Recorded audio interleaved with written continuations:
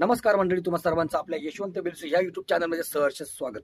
तर मंडळी, आज आपण सह्याद्रीमध्ये भटकंती करत असताना आज आपण सह्याद्रीमधील एक गड किल्ला निवडलाय. तो म्हणजे नाशिक जिल्ह्यातील अगदी 15-20 किलोमीटर अंतरावरती असलेला रामशेज किल्ला. मराठ्यांनी 6.5 वर्ष किल्ला लढवला. मोगलांना हा किल्ला काही जिंकता आला नाही आणि 6.5 वर्ष मराठ्यांनी हा किल्ला लढवला. शेवटी हा किल्ला अजिंक्यच राहिला. असा रामशेज किल्ला आज आपण या व्हिडिओमध्ये बघणार आहे. तर चला मंडळी, आपण रामशेज किल्ल्याच्या पायथ्याशी आलोय आणि इथं गाडीची पार्किंगची व्यवस्था आहे. बघा, इथं पार्किंग वगैरे व्यवस्था आहे. आणि इथूनच माग बघताय तुम्ही, हा इकडे पाठीमाग हा रामशेज किल्ला.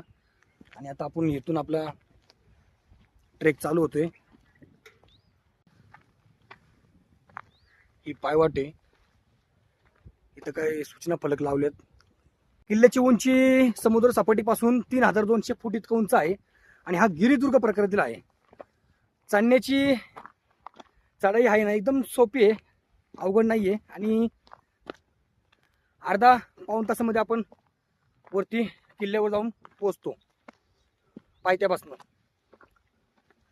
आणि आज आपल्या संग ट्रेक करतोय सुभाष. आज आम्ही दोघं ह्या रामशेज किल्ल्यावरती जाणार आहे. ट्रेक करतो आम्ही दोघं जण.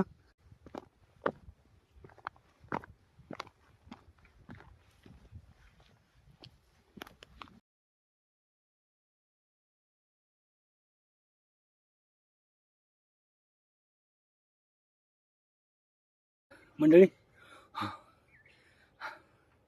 अर्ध्या तासाच्या ट्रेक नंतर गडाच्या एकदम मध्यभागी येऊन पोहोचलोय. दुपारची 1 वाजलेत. भयंकर ऊन, जबरदस्त घाम फुटला मंडळी. त्यामुळं कधी गड किल्ले सर करायचे असतील ना, सकाळी 6:30-7च्या दरम्यान, नाही तर संध्याकाळी 4:30-5 नंतर. दुपारचं नाही मंडळी.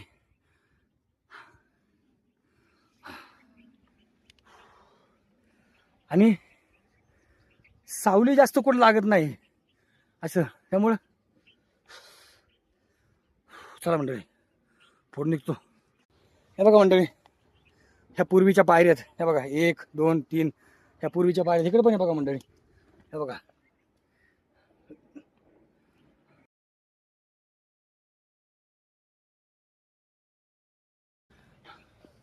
घाम काय तो कंटिन्यू येत राहणार जोपर्यंत वर पोहोचत नाही तोपर्यंत. त्यामुळे आपलं चालत राहिलं बरं.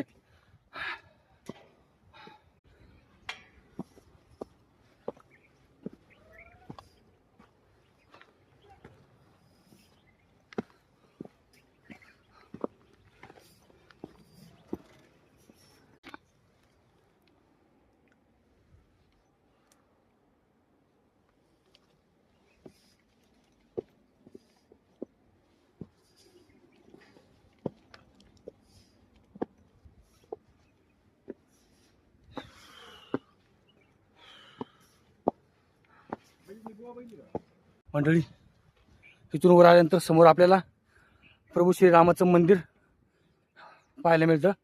तिथून वरती किल्ल्यावर जाण्यासाठी मार्ग आहे. आणि ह्या बाजूला उजव्या हाताला एक गुफा पाहायला मिळते बघा मंडळी. चला चला चला चला.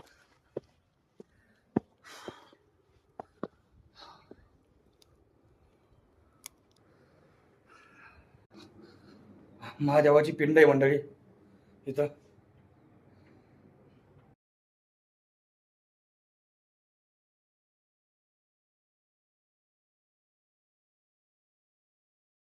प्रभू श्रीरामाचं मंदिर आहे.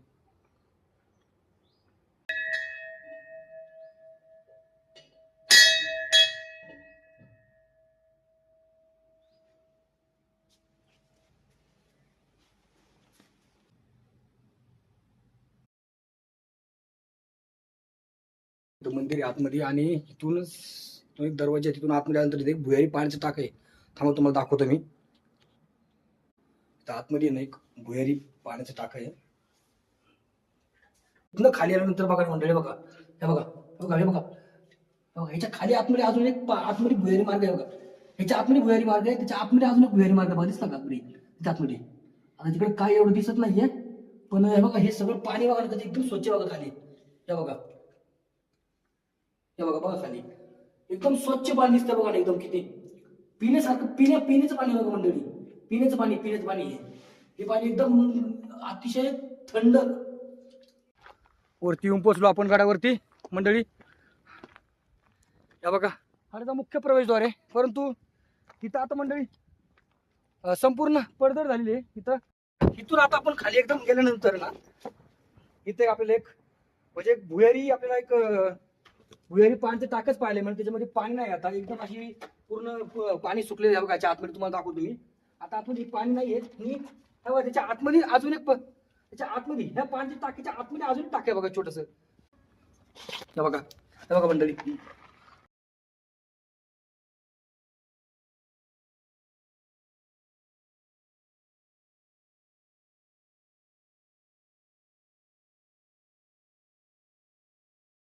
जो इकडं हत्ती दरवाजा आहे आत, तिकडे आपण चाललेलो हत्ती दरवाजाकडे. तर चला मंडळी, हाच तो हत्ती दरवाजा. म्हणजे आज आपण आता तो बघा, तुम्हाला दाखवतो मंडळी मी.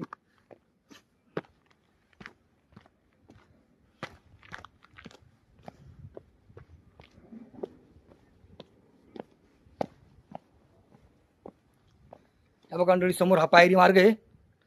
हा बघा, इथून पण खाली पायरी मार्ग गेला मंडळी, तिथं जाऊ आपण. हा समोरचा तो हा हत्ती दरवाजा आहे. हे बघा, इकडनं हा पायरी मार्ग आहे.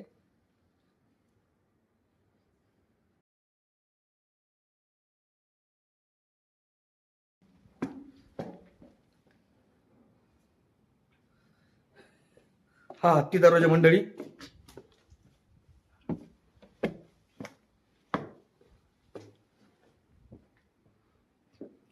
ह्याच्यावरती नक्षीकाम बघा ना. इकडे एक नक्षीकाम आहे आणि इकडे एक बघा. हा दरवाजा आजही आपल्याला एकदम भक्कम अवस्थेमध्ये पाहायला मिळतो मंडळी.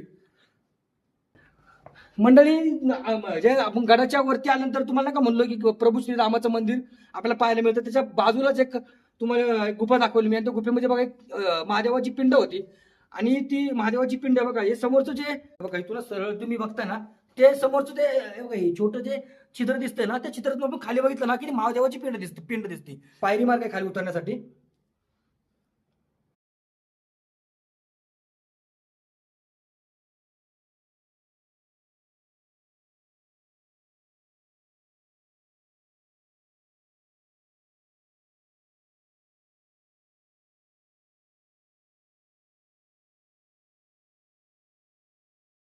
मंडळी तुम्ही समोरची दगड बघता ना, बघ ही दगड, ही हा पायरी मार्ग आहे. आणि ही इथं कशी आली असेल याचा प्रश्न पडला असेल ना.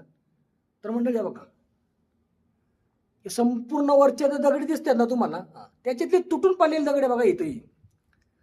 आणि हे बहुतेक पावसाळ्यामध्ये झालेलं असणार आहे. त्यामुळे इथं कधी पावसाळ्यामध्ये येत असेल तर सावध राहा. परी बघा दिसते याला भेग पडलेली आहे दगडाला, कधी पण यातला एखादा छोटा दगड खाली पडू शकतो मंडळी. बघा मंडळी, किल्ल्यावरती पोहोचल्यानंतर आपल्याला जो हत्ती दरवाजाला पाहायला मिळतो ना, त्याच्या शेजारी चुन्याचा घाण आपल्याला देखील पाहायला मिळतो. हे बघा माझ्या पाठीमागं, हे बघा तुम्हाला दाखवतो. हे बघा मंडळी, हा संपूर्ण असा गोल राऊंड दिसतो ना, चुन्याचा घाण आहे. ह्याला गणेश कुंड असं म्हणतात. हे बघा समोर.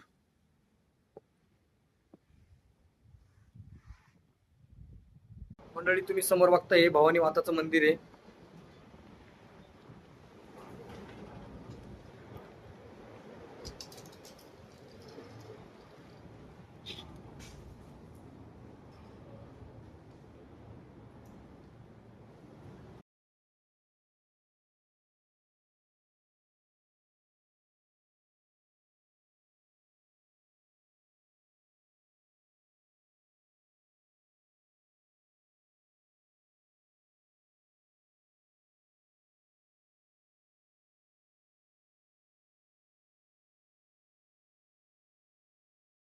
हे पूर्वीचे वाडे ना, त्याचे अवशेष आपल्याला पाहायला मिळतात. हे बघा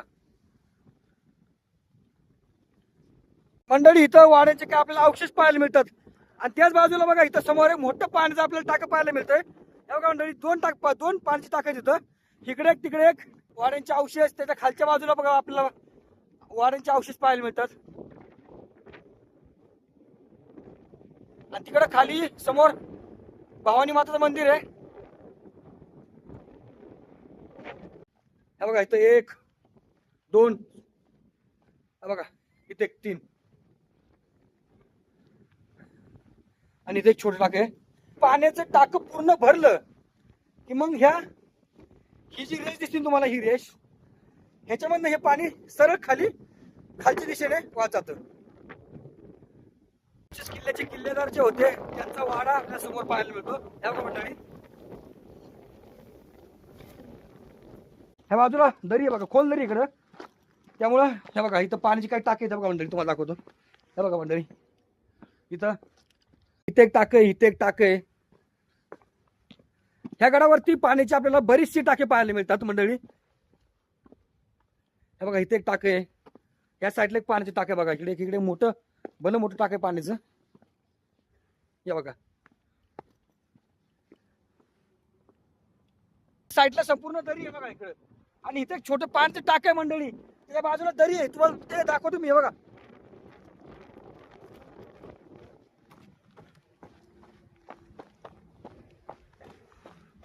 हे बघा मंडळी, इकडे साईडला सगळी संपूर्ण खोल दरी आहे बघा. इकडे हा समोर दिसतो हायवे आपल्याला बघा, हायवे आपला समोरचा बघा इकडे. आणि इकडे हे बघा इथे पाण्याचं टाक आहे मंडळी. हे बघा इथं बघा, इथे एक छोटं पाण्याचं टाक पाहायला मिळतं आपल्याला मंडळी. वारा खूप जोराचा वारा येतोय मंडळी, बॅग सकट मी हलतोय पूर्ण.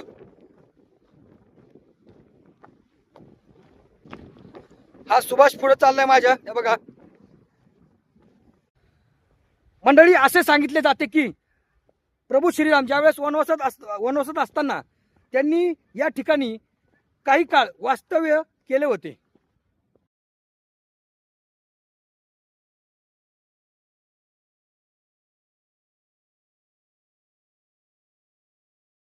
ही पश्चिमेची बाजू आहे मंडळी.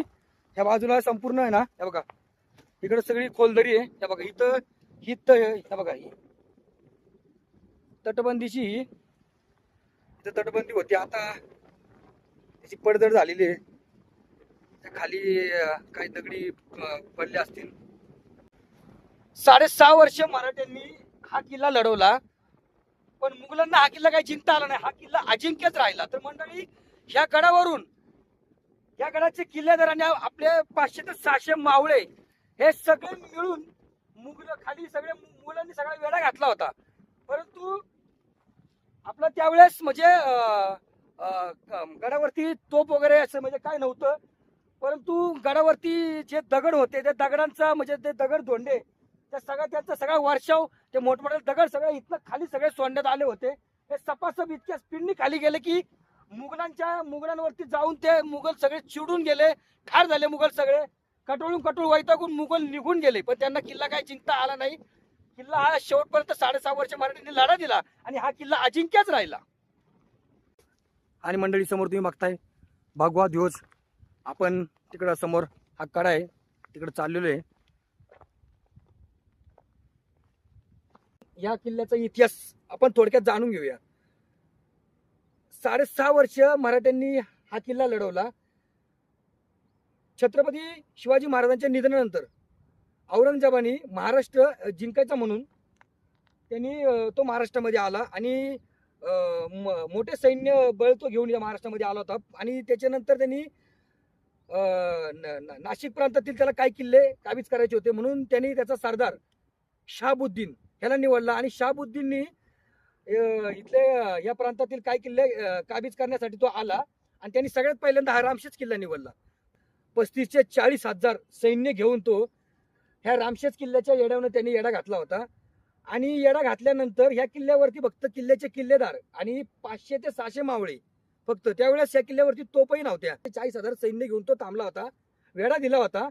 आणि त्याच्यानंतर मग शेवटी मराठ्यांनी गनिमी कावा केला आणि किल्ल्याचे किल्लेदार आणि 500 ते 600 मावळे यांनी वरतून त्यांचं स्वागत कसं केलं तर दगडगोट्याने ते स्वागत केलं.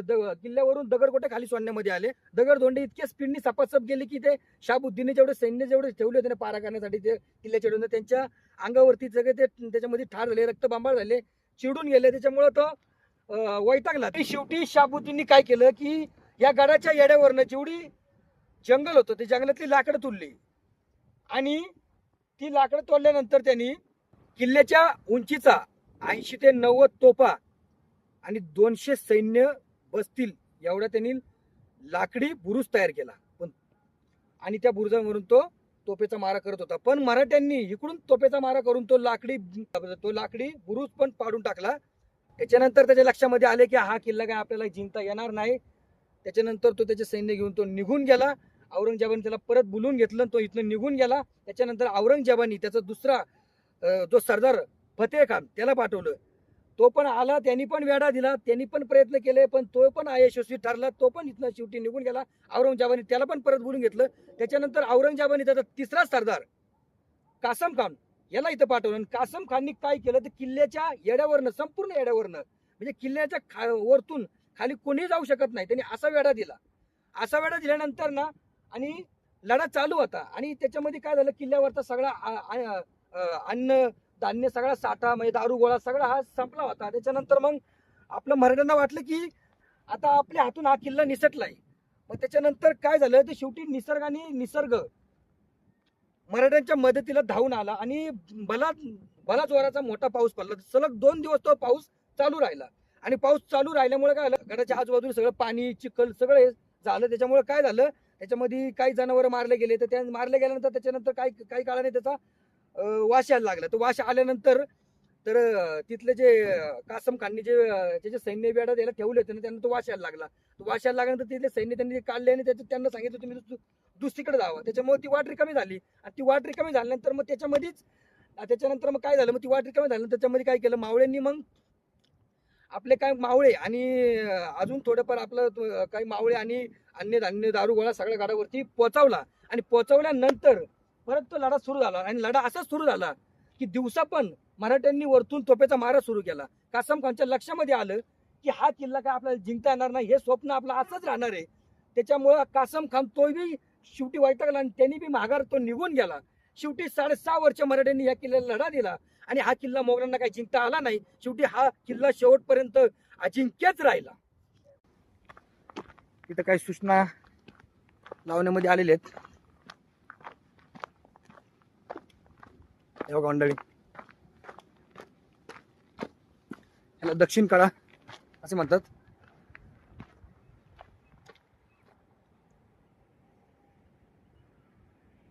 सगळं हिरवगार हे समोर छोटस तलाव पाहायला मिळतं आपल्याला. इथली आजूबाजूची गावं पाहायला मिळतात मंडळी. तर मंडळी आज आपण संपूर्ण हा किल्ला बघितला. तुम्हाला हा व्हिडिओ कसा वाटला? या किल्ल्यावरती आपण मंदिरं बघितली, पाण्याची भरपूर टाकी होते ते बघितले, परत आणखीन किल्ल्याची तटबंदी तुम्हाला दाखवली मंडळी. बराचसा किल्ला आपण हा संपूर्ण किल्ला तुम्हाला आज आपण या व्हिडिओमध्ये बघितला मंडळी. तर तुम्हाला हा व्हिडिओ कसा वाटला नक्की तुम्ही या कमेंटमध्ये सांगा. आणि आपला व्हिडिओ आवडला असेल तर आपल्या व्हिडिओला लाईक करा, आपला व्हिडिओ जास्तीत जास्त शेअर करा आणि मंडळी आपल्या चॅनलला सबस्क्राईब करा. धन्यवाद. भेटूया पुन्हा सह्याद्रीमध्ये.